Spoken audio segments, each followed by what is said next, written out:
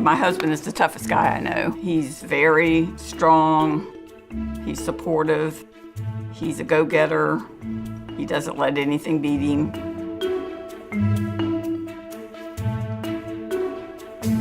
In August of 2000, I started noticing my right tonsil seemed a little larger than I thought it should be. So I went to my family doctor and they did blood tests on me and checked me out to see if I had a virus or some sort of bacteria.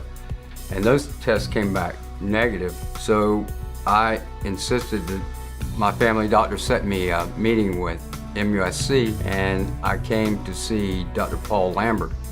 And he had examined me and said he didn't think it was the worst case scenario, but it was definitely suspect. So I had surgery scheduled on January the 18th, 2012. I had made friends with everybody in the waiting room and had told several people that had small children that my husband was there to get his tonsils out at the age of 58. And went under for just a basic, I guess you would say, tonsillectomy. But in the middle of the operation, after they did a sample, they found out that I had cancer. And then they see a doctor come into the room, take me into another room, and I come out crying. And they're probably thinking, wow, that was a terrible tonsil surgery. When I came to, my wonderful wife was sitting next to me crying, and I went, "It's cancer, isn't it?" She said, "Yeah, how'd you know?" I said, "Well, I just kind of had a feeling it was." I was thinking we were just going in to get rid of a tonsil. And so it was quite shocking to find out that it wasn't a tonsil problem, it was a cancer problem.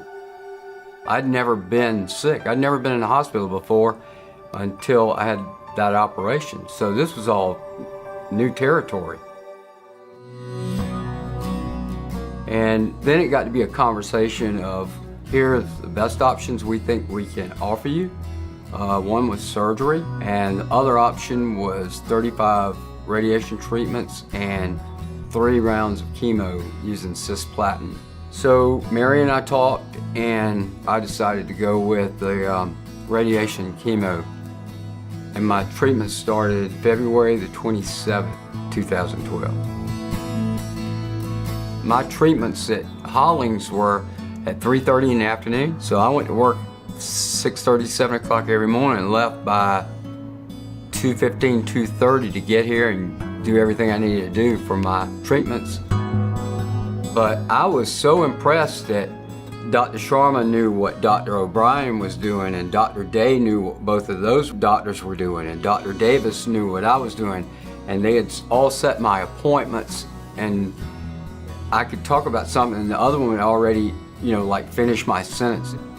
It just seemed like they didn't miss a beat once they started. I mean, it was pretty spot on, just it's so comforting.